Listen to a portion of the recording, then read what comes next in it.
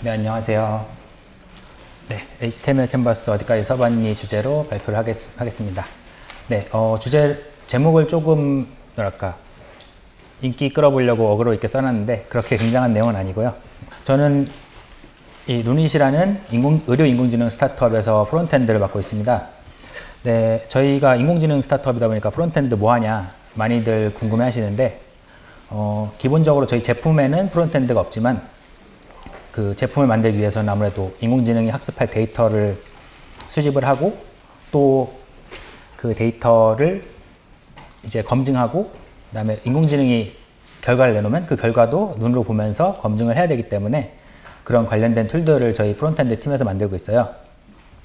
네, 그리고 원래 여기다도 써놨지만 제가 본업이라고 해야 될까요? 전문은 리액트고요. 제가 리액트랑 리덕스 너무 좋아해서 예전에 리덕스 처음 나왔을 때 문서도 한글로 번역해서 한국에 내놓고 그랬었습니다. 근데 어쩌다 보니까 시각화를 많이 하게 돼서 제가 좀 그런 경험들을 공유하고자 발표를 하게 됐습니다. 네, 캔버스 같은 경우에는 써보신 분들도 있을 텐데 안 써보신 분들이 더 많을 거예요.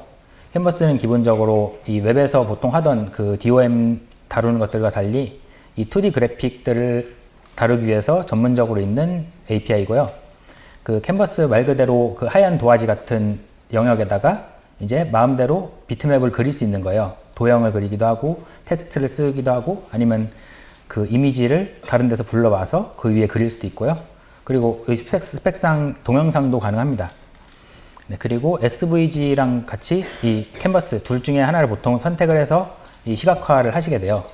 네, 그래서 이 캔버스에서 애니메이션은 어떻게 하느냐, 이게 좀 다른 웹에서 하는 애니메이션들과는 조금 다른 부분이 있습니다. 캔버스 같은 경우에는 아까 말씀드렸듯이 하얀 도화지 같은 영역이기 때문에 그 위에 뭔가 그리고 나면은 그 객체를 움직일 수가 없어요. 이미 그려진 그냥 픽셀 덩어리일 뿐이고요.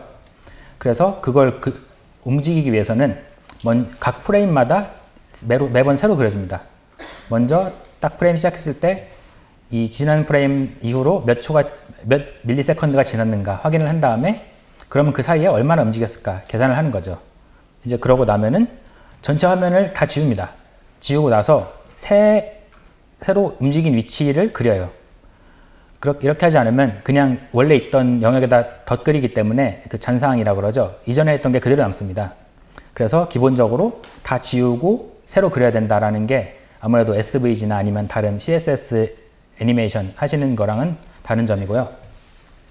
예를 들면 SVG 같은 거 그리셨다고 하면은 그 사각형을 그냥 위치만 옮기면 되겠죠. 트랜지션 같은 걸 써서.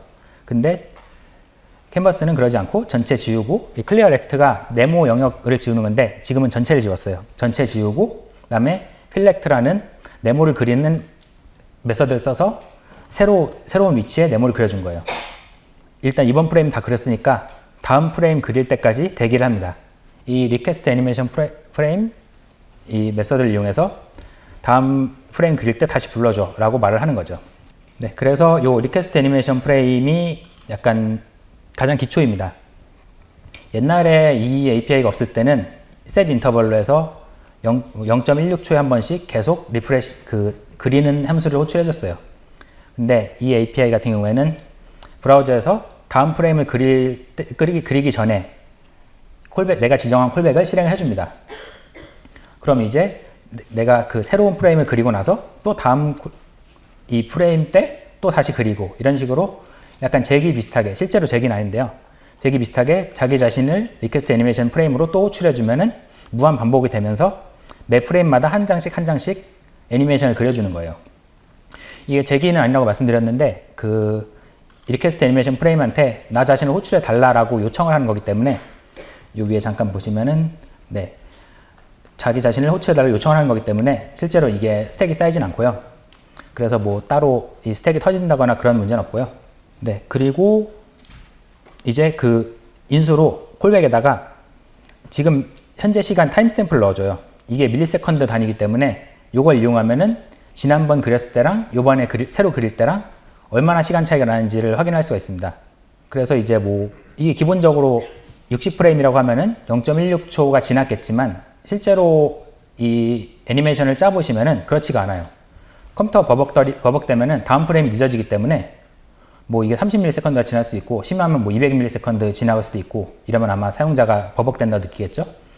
그래서 지나간 시간을 확인해서 그 지나간 시간만큼 움직여 준 다음에 새로 그리는 겁니다. 그리고 이게 셋 인터벌과 다르게 또 좋은 점이 탭이 백그라운드에 있거나 아니면 아이프레임인데 화면 영역 안에 없거나 이런 식이면은 자동으로 멈춰줘요. 더 새로 그릴 필요가 없으니까. 그래서 이게 아무래도 배터리도 더 적게 먹고 네, 굉장히 여러 가지 장점이 있습니다. 지금 제가 모든 자바스크립트 애니메이션의 친구라고 써놨는데 제가 원래 무한단물이라고 쓰려고 했는데 너무 올드한 표현이라서 네, 이 자바스크립트로 애니메이션을 하시게 되면은 그 프레임워크를 안 쓰고 직접 하시게 되면은 진짜 항상 쓰시게 되는 그런 API입니다. 아까 그 드로우 펑션에서 가장 신경 써야 될 게 이거예요. 60프레임이 보통 물론 뭐 그런 맥북, 아이패드 프로 이런 거는 120프레임이 나온다고 하지만 기본적으로 거의 모든 디바이스들이 60프레임, 1초에 60프레임을 그리죠. 그래야 부드럽게 움직임이 나오는데 60프레임을 그 1초를 60으로 나눠보면은 0.016초가 나와요. 16ms인데 이 안에 못 그리면은 그 프레임에는 아무것도 나올 수가 없는 거예요. 그러니까 정확히는 프레임 드랍이라고 하죠. 끊기는 걸 사용자가 느낍니다. 그래도 뭐 한 번 예를 들면 30프레임 정도까지는 괜찮은데 막 20프레임, 10프레임 이렇게 떨어지면은 사용자가 딱 해도 이거 느린데? 뭔가 이상한데? 끊겨서 나오는데? 이렇게 생각을 하게 돼요. 그래서 이 프론트엔드에서 다른 거 하실 때는 이런 시간? 몇 초 내에 내가 이걸 뭐 처리해야 된다 이런 게 거의 없었을 거예요. 거의 그런 지연은 네트워크 서버에서 오지. 근데 프론트엔드에서 이렇게 유일하게 0. 몇 초 안에 처리를 해야 된다라는 압박을 받는 게 이 캔버스 애니메이션이에요. 네, 그래서 보통은 이거를 최적화를 찾아보시게 돼요. 아, 이거 어떻게든 조금이라도 더 빨리 할 수 없을까? 그럼 이제 막 구글링 하면은 뭐 MDN 이런 게 막 나와요. 예를 들면 뭐 좌표에서 소수점 아래를 잘라라. 이게 그 캔버스 API 자체가 그런 비트맵을 다루는 거다 보니까 0.5픽셀 옆으로 미루는 게 가능합니다.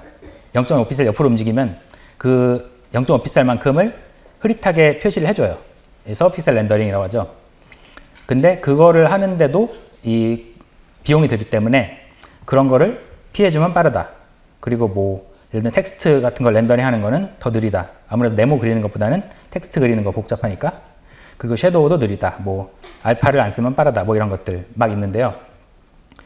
네, 이것들을 찾아보시게 되면은 사실 뭐 이렇게 하면 빠르구나 하고 쓰시게 되는데 제가 말씀드리고 싶은 거는 그거를 하지 마시라는 거예요. 이게 기본적으로 그런 막 뭘 하면 더 빠릅니다 라는 것들이 정말 작은 수치에서 나오는 거예요. 그래서 뭐 루프를 돌면서 수백만 번을 반복하다 보면은 차이가 날 수도 있지만 이게 기본적으로 차이가 없는 경우가 많고 또 요새는 이 웹킷도 계속 발전하고 있고 렌더링 엔진들 계속 새로운 거 만들고 있고 그 컴퓨터 성능도 좋아지고 있죠. 그래서 기존의 이런 팁들 따라 하셔도 별 차이가 없는 경우가 많아요. 그리고 차라리 루프 같은 거 좀 더 빠르게 하고 네, 그런 기존의 알고리즘 부분에서 더 신경을 쓰시는 게 맞고요. 이렇게 해도 저렇게 해도 아 이건 안 되겠다. 캔버스를 어떻게든 더 빨리 그려야 된다 라는 경우에만 마지막에 이런 팁들을 실행을 해보시고 그 다음에 꼭 검증을 하세요. 이걸 테스트를 해보셔야지 아 이게 정말로 빠르구나 라는 걸 확신할 수가 있습니다. 요거는 제가 했던 마이크로 옵티마이제이션 예시인데요. 네, 이거 코드를 살짝 설명을 드리면 위쪽에 약간 흐릿하게 되어 있는 부분은 1000픽셀, 가로 1000픽셀, 세로 1000픽셀짜리 하얀색 캔버스를 영역을 설정을 해요. 그거 메모리를 할당을 하고 이제 거기를 회색으로 칠하는 거예요. 요게 RGBA를 각각 8비트씩 나타내거든요. 그래서 128, 128, 128, 255면은 이건 회색이죠. 네, 딱 봐도 대충 회색인 거 나오는데 이렇게 하면은 그 한 픽셀 그리는데 4번의 뭐라 그러나 이거 할당이 있죠. 네, 메모리에다가 RGBA를 하나씩 넣어주고 나서 다음 픽셀로 넘어가고 이걸 반복하면서 1000 곱하기 1000이니까 10만 번이죠. 10만 번 반복을 합니다. 그리고 아래 거는 그거를 제가 최적화를 해봤어요. 아 이거 RGBA를 그 회색을 그리는데 RGBA를 하나씩 넣으니까 이건 너무 느리다. 4번 하지 말고 한 번에 하자. 그래서 이 데이터 뷰라는 API를 사용해서 똑같은 메모리 영역인데 이거 어레이 버퍼를 32비트씩 한 번에 쓴 거예요. 네, 이거 숫자는 되게 안 와닿죠? 근데 어쨌든 이게 회색입니다. 네, 회색이고, 그래서 4번 쓸 걸 한 번 쓰면 빠르지 않을까라는 생각으로 제가 이걸 최적화를 짠 거예요. 그리고 크롬에서 돌봤는데 실제로 빠르더라고요. 좋아 좋아 이러고 넘어갔는데, 나중에 제가 이거 JS 버퍼로 돌려보고서 친구들한테 이렇게 막 돌려봐달라고 했어요. 그랬더니 이게 브라우저마다 빠른 게 있고 안 빠른 것도 있어요. 이게 언뜻 생각하면은 4번 쓸 거 한 번 쓰면 빠르지 않나? 라고 생각할 수가 있는데, 실제로 그렇게까지 구현이 잘 안 돼 있습니다. 이게 로우 레벨 API가 아니고 그런 C 같은 게 아니고 이 엔진 위에서, 이 자바스크립트 엔진 위에서 돌아가는 거고, 그 다음에 이게 또 그 자바스크립트에서 실행을 하면 그게 그래픽 렌더링 라이브러리로 넘어가요. 뭐 예를 들면 크롬 같은 경우는 스카이아라고 있는데, 그런 것들 오버헤드까지 고려를 하면은 이게 작아져서 잘 보일지 모르겠는데, 그 크롬 9버전에서는 무조건 8비트 4번 쓰는 게 빠르고요. 그 다음에 크롬 모바일에서도 그렇고, 근데 사파리에서는 제가 생각한 대로 32비트가 빠르고, 그리고 IE에서 여기는 없는데 IE에서도 8비트가 더 빠릅니다. 4번 쓰는 게 한 번 쓰는 것보다 더 빨라요. 이런 식으로 약간 노력은 노력대로 드는데 제가 생각한 것처럼 빨라지지도 않고, 그다음에 오히려 느려질 수 있는 그런 상황들이 옵니다. 그래서 기본적으로 그런 마이크로 옵티마이제이션은 꼭 필요할 때 아니면 안 한다 라는 거를 알려드리고 싶고요. 네, 근데 저는 해야 되는 순간이 왔어요. 네, 그래서 사실 이게 그런 최적화하지 마세요 하고 끝나버리면 이게 강연이 안 되기 때문에, 네, 제가 그걸 해야 됐었던 순간들의 예시를 좀 들려드리려고 해요. 저희 회사는 기본적으로 2가지 영역의 그 의료를 합니다. 이게 레디올로지랑 패솔로지, 그러니까 영상의학과 병리학인데요. 저희 루니스코프 같은 경우는 병리학 프로젝트예요. 그래서 암에 걸리신 분들에서 수술을 해서 암을 떼어내면 그걸 슬라이드로 이렇게 얇게 썰어서 현미경으로 봅니다. 현미경으로 보고 이 암은 어떤 타입의 암이구나. 그래서 이분한테는 어떤 항암제를 쓰면 효과가 좋겠다. 아니면 이분은 전이 가능성이 어느 정도인 것 같다. 이런 것 여러 가지를 예측을 하게 되는데요. 저희 스코프 프로젝트 같은 경우에는 그 슬라이드를 이 스캐너로 스캔합니다. 그래서 디지털로 변환해서 얘를 딥러닝 네트워크에 넣어서 얘에 대해서 평가를 해달라. 뭐 그런 전이 확률이라든가 맞는 그런 항암제라든가 그런 것들을 분석을 하는 프로젝트예요. 그래서 이 슬라이드라는 게 기본적으로 그 세포를 이렇게 얌덩어리 조그만 걸 썰어서 놓은 거다 보니까, 그 학교 다니실 때 과학 그 시간에 현미경으로 그런 세포 관찰 같은 거 하시면은 현미경 밑에다가 그 손가락만한 그 유리로 된 그 판을 넣잖아요. 그게 바로 그 슬라이드고요. 이것도 똑같습니다. 그 암 조직을 얇게 썰어서 그 유리판 위에 올리고 염색을 해요. 세포 염색을 한 다음에 이제 그 기존에 병리학 하시는 분들은 현미경으로 이렇게 눈으로 보면서 그런 특징들을 잡아내는 거죠. 이거는 현미경으로 이렇게 보니까 뭐 어떠하다. 근데 이거를 디지털 영역으로 옮겨서 초고해상도 스캔을 합니다. 그러면은 그 사이즈가 손가락만한 게 가로 요 슬라이드 같은 경우는 가로 11만 픽셀, 세로 25만 픽셀이네요. 네, 이게 좀 많이 큽니다. 얘는 그 이미지 사이즈만 한 2기가 나오고요.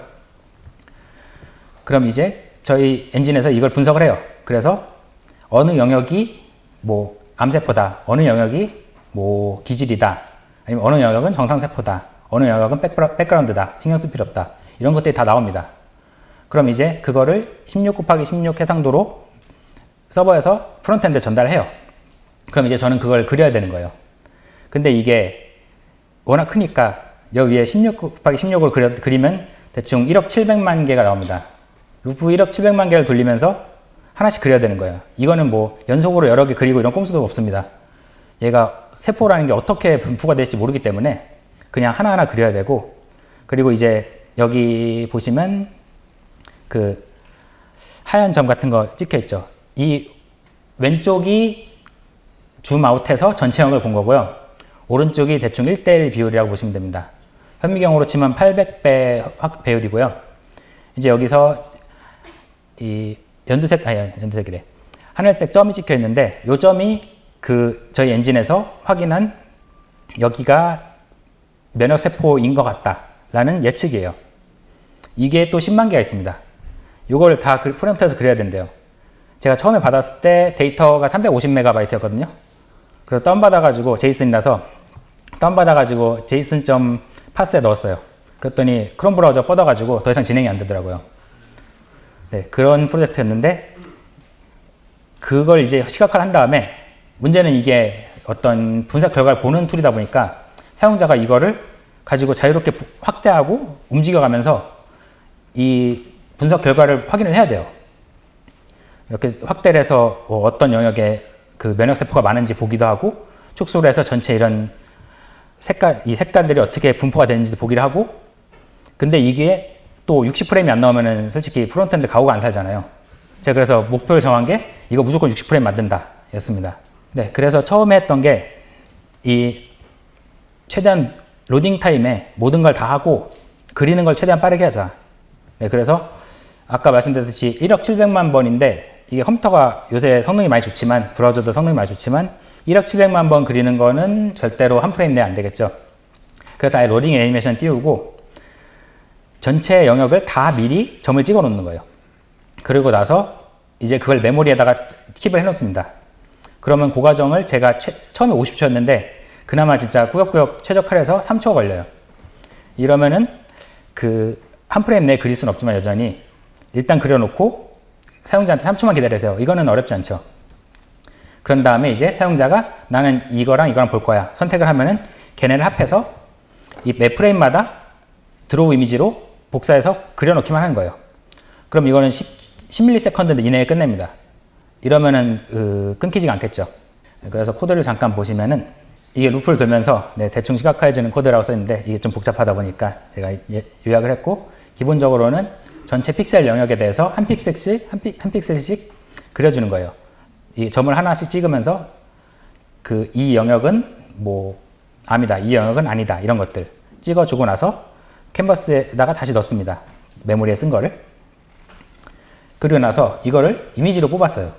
이미지 객체를 만들고 나서 거기에다가 이 데이터 URL 뭐 그 베이스 64 인코딩된 데이터 URL로 바꿔서 이미지에 넣으면은 얘는 브라우저가 알아서 이미지 형태로 불러옵니다. 그럼 이제 이거는 메모리에 잘 보관하는 거예요. 여기까지가 3초입니다. 그러고 나면 이제 화면상에 있는 사용자한테 보여줄 캔버스에다가 드로우 이미지로 매번 그리는 거예요. 이 부분은 매 프레임마다 계속 콜이 됩니다. 그럼 이제 사용자가 움직이거나 할 때 매번 빠르게 그려줄 수가 있는 거죠. 네, 그래서 일단 색칠하는 건 됐고 그 다음에 아까 그 점 있죠. 이거는 10만 개라서 저는 솔직히 이거 10만 개 별거 아니지 이랬는데 이것도 사실 느리더라고요. 그래서 이거를 또 어떻게 최적화를 할까 생각했는데 요거 같은 경우에는 이 D3 같은 라이브러리를 쓰시면은 자동으로 해주는데 이렇게 캔버스로 직접 그리신 경우에는 그게 안 되니까 직접 해주셔야 돼요. 아까 그 세포들을 보여드렸는데 이 세포라는 게 워낙 작다 보니까 아까처럼 줌을 20배, 40배, 80배 이렇게 해줘야지 좀 보입니다. 그리고 이렇게 확대를 하면 확실히 전체 영역, 볼 수 있는 영역은 좁아지겠죠. 나머지는 다 밖에 있고요. 그러면 이제 밖에 있는 애들을 그려서 내가 시간 낭비할 필요가 없지. 네. 이 화면 안에 있는 점들만 뽑아서 그려주겠다라는 생각을 한 거예요. 그래서 이 공간 인덱스를 활용해서 보이는 영역만 그리자. 네, 그래서 저 같은 경우에는 그 KD 트리로 된 구현체가 있어요. KD 봇이라고 걔를 썼는데 요게 최적화하기 전입니다. 그냥 간단해요. 루프 돌면서 포인트마다 동그라미 그려주는 겁니다. 동그라미 그리고 칠하고 동그라미 그리고 칠하고 이 포인트들을 이 공간 인덱스 안에 넣어요. 그 다음에 레인지, 네, 요 영역, 사각 영역 내 점들만 뽑아줘 라고 메서드 콜을 해서 걔들에 대해서 이제 루프를 도는 거죠. 위에 보시면 이 KD부시라는 애를 썼는데 요거는 그 알트리는 많이 아실 거예요. 알트리에서 좀 파생된 플랫 KD 트리를 누가 패키지를 만들어 놓은 거고요. 네, 제가 안 짰습니다. 이게 직접 짜면 정말 마음이 아픈데 누가 만들어 놓은 게 있어서 얘에다가 넣고 그냥 꺼내시면 돼요. 요거 같은 경우는 이 프로젝트 같은 경우에는 이 슬라이드는 조금 세포수가 적어요. 이게 그 면역세포만 뽑아내다 보니까 76,000개밖에 없는데 76,000개 그리다 보니까 이제 프레임 수가 1.3 프레임 나오네요. 네. 아무래도 이게 버벅대겠죠. 이렇게 되면. 일주일에 한 번씩 움직이면 진짜 답답합니다. 근데 이거를 화면에 나오는 것만 그리게 했더니 굉장히 빨라졌네요. 60프레임 무조건 나오고요.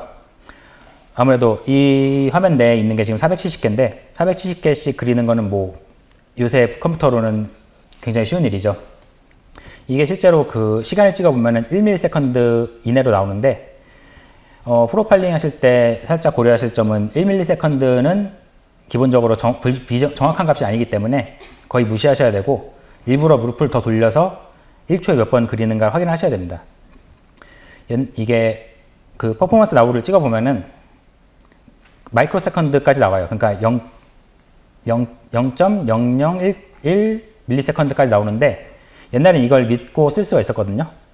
근데 이걸 가지고 또 해커들이 그 CPU 인스트럭션 시간을 계산해서 그런 공격을 하는 케이스가 나와가지고 이게 이제는 브라우저에서 막혀서 약간 부정확한 값이 나옵니다. 그래서 1ms 이하면 그냥 충분히 빠르구나 이렇게 생각하시면 되고요.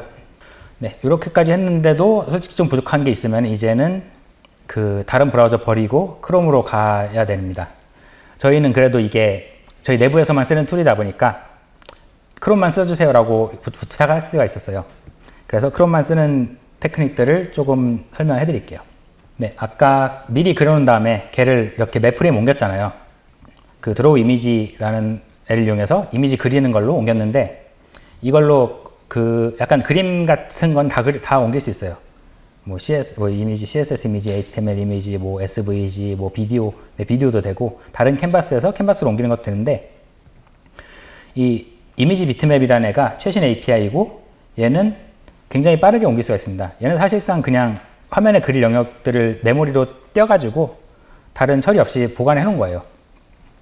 그래서 드로우 이미지를 딱 했는데 아까처럼 이 캔버스에 이미지에 옮겨놓고 걔를 그리는데 이것도 느리다. 왜냐면 이게 화면이 커질수록 그 지극한 영역이 커질수록 드로우 이미지 콜이 느려집니다. 이 메모리 복사를 해야 되기 때문에. 그러면 이제 이미지 비트맵으로 미리 메모리에 저장해 놓고 걔를 쓰는 거예요. 얘 같은 경우에는 뭐 사파리 IE에서는 안 되는데 파이어폭스는 되더라고요. 그래서 예시를 보시면 위쪽은 캔버스에 내가 시각화한 다음에 걔를 킵해놨다가 그대로 다시 다른 캔버스에 그리는 거예요. 이거를 10만 번 해봤는데 이건 뭐 컴퓨터마다 속도는 다르겠지만 실행에 380ms 걸렸는데 이미지 비트맵으로 전환한 다음에 걔를 그리면 280ms 밖에 안 걸려요. 네, 이게 만약에 내가 16ms 안에 그려야 되는데 지금 막 17ms 나와. 이럴 때는 얘를 쓰면은 확실하게 프레임 내에 그릴 수가 있죠. 이거 위쪽에 하이라이트 안 된 부분 보시면은 비동기로 해놨는데 얘가 그 캔버스를 이미지 비트맵으로 전환하는데 시간이 좀 걸립니다. 메모리를 그대로 통째로 복사해가지고 떼어오는 거거든요. 그래서 이렇게 콜백을 쓰게 돼 있고요. 그리고 얘는 실제로 써보시면은 메모리도 좀 많이 먹습니다. 이미지랑은 다르게 그 그려진 비트맵 영역을 그대로 메모리에 킵해 놓은 거기 때문에 메모리를 좀 더 많이 먹고 그리고 얘를 프리를 따로 그 이미지 영역 할당을 따로 해제를 따로 해주셔야 돼요. 이게 자바스크립트 코딩 하시다 보면은 그렇게 메모리를 명시적으로 해제하시는 경우가 거의 없는데 얘는 좀 특수한 케이스라서 그렇게 직접 해주시지 않으면 나중에 메모리 터져서 그 크롬에서 그 에러난 화면 그거 보시게 됩니다. 이거 하면서 참 제가 크롬을 되게 많이 터뜨려 먹었어요. 그 다음에 이건 진짜 크롬에서밖에 못 쓰는 건데 오프스크린 캔버스라고 해서 얘는 스펙은 있는데 아직 다른 브라우저 구현들을 못했어요. 제가 아까 16ms 이내에 그려야 된다고 했는데 네, 거짓말이었습니다. 16ms 내에 그리시면은 느려요. 그러니까 렉 걸립니다. 이게 왜냐면은 브라우저가 16ms를 온전히 네가 그리는데 쓰게 두진 않아요. 왜냐면 브라우저도 할 일이 많으니까요. 뭐 그런 DOM이 바뀌었으면은 걔를 다시 그려야 되죠. 그 다음에 뭐 그런 스크롤을 움직였어? 그러면은 그려야 되는 영역 다시 계산해야 되죠. 그리고 나서 뭐 이게 또 제가 시각화에 쓴 스크립트는 돌진 않잖아요.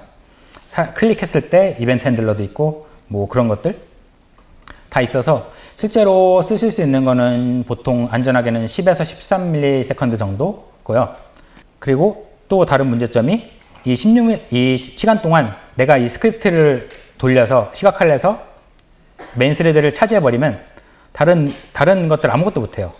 어느 정도냐면은 그 제가 아까 로딩 화면 띄웠잖아요.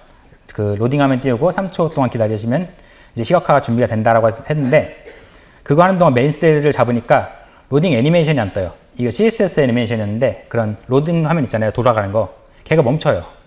네. 그런 식으로 이 싱글 스레드다 보니까 내가 뭔가에 시간을 들이면 다른 것들을 모두 아무것도 못하게 돼요. 얘는 클릭도 안 먹고 아무것도 안 됩니다.